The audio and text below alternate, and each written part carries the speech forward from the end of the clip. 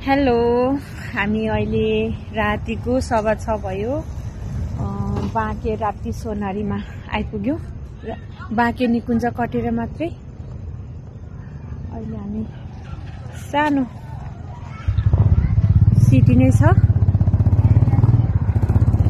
यहाँ आइपुगेको छौँ। अब हामी यहाँबाट कोहलपुर हुँदै बर्दिया हुँदै चिसापानी जान्छौँ। अझै 2 घण्टा जति टाइम लाग्छ होला, 1.5 घण्टा जति बर्दिया पुग्नलाई र चिसापानी पुग्नलाई। त्यहाँबाट अझै आधी घण्टा भनेपछि आज गएर चिसापानी बस्ने अनि चिसापानीबाट भोलि फेरि फर्केर बर्दिया घुम्ने प्लान भएको छ। रातिको 6:15 भयो।